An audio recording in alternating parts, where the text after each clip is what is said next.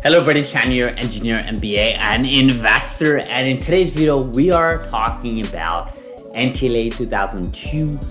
Don't sleep on NTLA 2002. And I want to take a look at this report here from last month, literally on the 24th of October. So literally a month ago. But again, it's never too late, right? And I want to take a look at the report. I want to talk about NTLA 2002 as a whole. And of course, look at the data. And I think that's what really the bread and butter of this video is going to be about data. Now, before I go into this, I do want to mention, I actually tried to make this video a couple of hours ago. I was like rushing. I started recording, or I thought I started recording. I went through the whole thing. And then when I went to stop the recording, it was not even recording. So basically, this video was supposed to come out like 3 hours ago or even 4 hours ago. Unfortunately, that didn't happen. So this is basically take 2 hours later on this beautiful Sunday, actually, today here in Toronto. It was gloomy this morning, but some sun came out later on. So results from phase 2 study of NTLA 2002 for hereditary angioedema, and that is HAE, short for HAE, the acronym. So before we jump into this, maybe we want to try to understand what is HAE, right? HAE is a disease that you have attacks every 7 to 14 days, average, frequency for untreated patients. There is no cure for it. There have been sort of chronic treatment options available, but those are not one-time cure, specifically not one-time cure. These are like maintaining it. It costs millions and millions of dollars for hospitals, for caretakers to take care of these patients. Again, there's 50,000 patients worldwide. That number was published years ago. I guarantee you it's a lot more than 50,000 right now.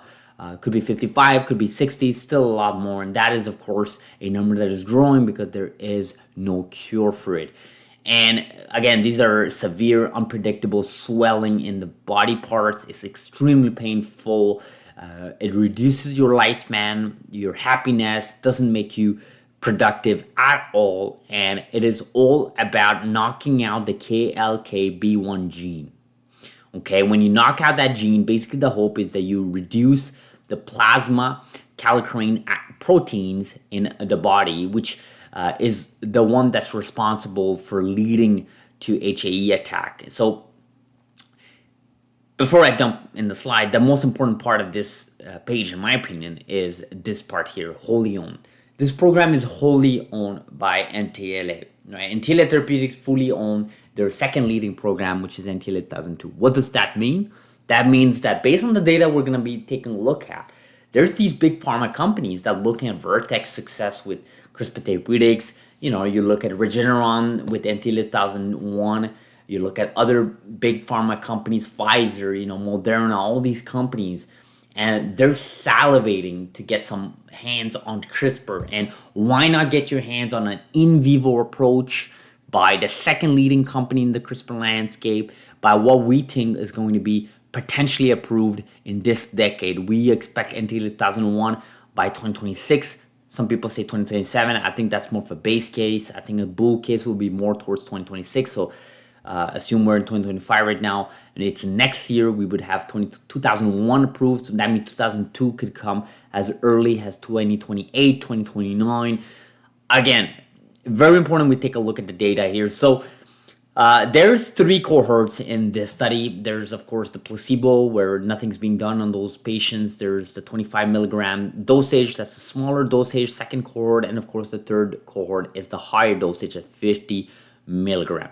The patient size between 50 milligram and 25 milligram is 50 is to 11 patient size, so n equals to 11, and the 25 milligram, the smaller dosage, has 10 patient size. That means a total of 21 for the n sample. So the population studied is 21. And just look at this data, guys. This is crazy. I mean, this is insane that we even have a program such as this one that's so successful that we don't think in this channel anyways that will be approved before 2028, 2029, which is quite embarrassing. We're in 2024. We're in this landscape of technology. You look at what's happening with Tesla. You look at what's happening with Bitcoin. You look at what's happening in all spheres of ChatGPT, AI, chips, NVIDIA chips, and all of that, and yet we can't even tackle some of these diseases that we have positive data, yet it's going to take us years before to get them approved by the FDA. I'm going to get back to that in just a second, but compare that to the placebo. I mean, it's very obvious that whatever this program is doing on either cohorts of data side, dosage level, it is superior to the placebo. Okay, superior to the placebo. It's not even compared. And look at some of these data, guys. I mean, this is crazy. 75% for 1 to 16 weeks difference, right? And then you look at 80%. So durability is there from 5 weeks to 16 weeks. I mean, this is just amazing. 77%, of course, higher dosage getting a lot more than smaller dosage. In this case, anyways, it's not always the case, but it is in this case. And we'll take a look at the most important chart in just a second here. 81%. This is just amazing data. Look at this, guys.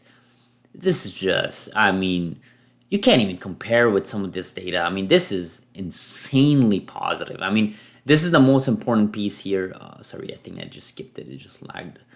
This is the most important chart of this presentation. 8 out of 11 patients were completely attack-free following a single 50 milligrams dose. So, a couple of learnings here. It's very clear that whatever NTLA is doing here, NTLA-2002, it's better than not doing anything, which is what placebo is. Second thing, what's very clear is that the second dosage level, which is 50 milligram, which is higher than the 25, which is of course double, is superior to its counterpart, which is 25 milligrams. So that second cohort is the successful cohort. You look at this top here. This is what's happening here, divided in 3 cohorts. You have patient number 1 all the way 27. Of course, 21 a dose, but 22 to 27 are or placebo. And you look at the placebo, all these lines here. What these lines represent, of course, x-axis is number of weeks.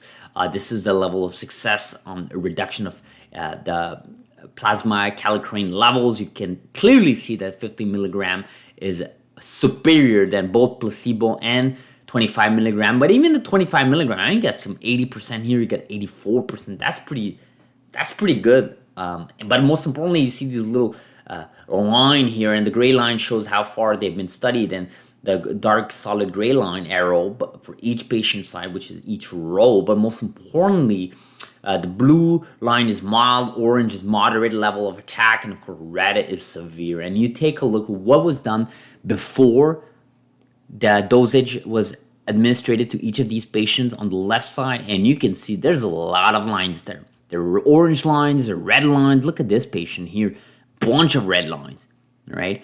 And you look at what's happened after, and some of these patients you don't even have a single attack. I mean, having one attack is pretty much acceptable. I mean, you're going from, attack every every 7 to 14 days. So every week, basically, you're getting an attack, and you go from the moment you inject whatever's happening with this program, you don't get a single attack, I mean, this is just common sense. When you inject someone in the liver anyways, you need time to play it out. I mean, you can even see some of these patients are still getting these attacks, but it becomes less frequent, and over time you see it becomes a little bit less. I mean, you take a look at some of this patient here, patient number 21. This patient was getting attacks every week at this point, and these were severe attacks. Look at these bold red lines, and then afterwards they were getting attacks every week still. But the red line went from multiple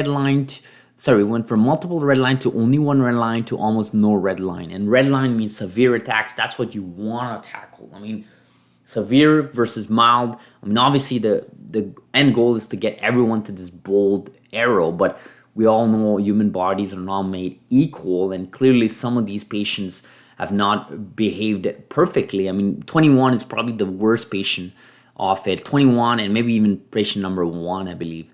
And patient number 13, but that's 3 patients out of 21. Maybe you look at patient 17, that's a couple of attacks there. So 4 patients out of 21. So 17 out of 21s are either pure perfect, no attacks, or just a couple of them to basically be anywhere noticeable. Again, it's very important we compare with the baseline, which is the placebo, and you take a look at what's happening there at the line below and at the cohort below, and it's very clear, right, that this program is successful. So 80% of the patients have been attack free, or just a couple of attacks. That's concluding both 50 and 25 milligram. Now, if you forget about 25 milligram, which I think you should be doing, because the whole point of studying these two dosages is to see which dosage is more effective, and clearly the higher dosage in this case is 8 out of 11 patients are completely free. I mean, this is data you cannot omit, right? We're looking at only the 50 milligram here. Look at this, 91, 84, 91, 91. I mean, you get as low as 73, but even 73 is amazing, right? Because even that 73 patients are like, don't just look at the numbers, guys. Look at this patient. They had like every week almost an attack, and then boom, shortly after dosage, they had a small attack, but that is normal because you need time for the body to ingest all of it, and of course to have your kallikrein levels go down slowly but surely. But look at this, no attacks anymore, even with a 73% reduction. So to me, this has been a successful story, right? If you look at only the data, to me, that's been a successful story. I'm very, very bullish about this company. I'm very bullish about this program, and that begs the next question. You know, I mentioned earlier 2028, 2029 for the FDA approval potentially for this program. Does that even make sense? You know, you look at this data and you're like, man, like, do we have to wait that long? And what I meant earlier, and I said I would go back to this later on in this video, was to say the following. Perhaps with the newest administration in the US in 2025, for the next 4 years, perhaps that number will be reduced from 2029 to maybe 2027. Maybe their next program, 2001, maybe that's going to be approved by next year. I mean, I'm just speculating here. I don't have inside information, but you know, you have to believe the U.S. administration, the newest one, for the next 4 years, are planning to attack bureaucracy, are planning to remove regulations, are planning to address some of these old legacy programs that take years and months and years to approve anything, to get anything done. The FDA has to be one of the top organizations within the U.S. administration that they will investigate, right? And they've clearly said they would, right? Now, whether or not that's going to take an effect in the CRISPR landscape, that's to be seen. But, you know, you just can't help to see this data and say, what's going on here, guys? This is amazing. I mean, you look at the change percentage baseline. I mean, that's probably the figure we should have taken a look at the beginning. 100% here, 100%, 100%. I mean, even minus 31%. I mean, I know it's not that good, but it's still pretty good compared to what you had previously, which was no cure from it, right? So, again, more data is needed. More patients need to be studied, especially with the 50 milligrams of cohort. I'm suspecting about next 30, 40 more patients to be enrolled here and studied. You need a longer set of data. I mean, you just have a couple of patients near or over 1 year. I mean, you take a look at that. You need more patient data. You need maybe another year, which gets us to 2026. But man, after 2 years of data, these same type of patients, I mean, these patients with the tax-free, I mean, the FDA has to take a look at that, right? This is something you have to study. I mean, this is what I always often to individuals, right? I mean, do you build your own conviction, do your own research, don't look at stock prices and make your decision based on just price tags or what's your upside within the next month, year. This is long-term, okay? This is long-term. In this channel, we talk about long-term investing. We talk about building conviction, making and studying that topic extensively, so that when it comes time to, you know, put your money where your mouth is, you know, you get that done in an educated manner. And again, in this channel, in this community, information is free. We give it for free. We don't sell anything. We don't sell courses. Of course, there are ads, but that's how we keep the lights on here. And that segues really nice to my next topic, which is do like, subscribe, like guys. If you like it, it gets these videos to other people's homepage, and subscribe, of course, to grow this subscription and this community. Let me know in the comments what you guys think about 2002 program from NTLA, and I'll see you guys during the week. Thank you.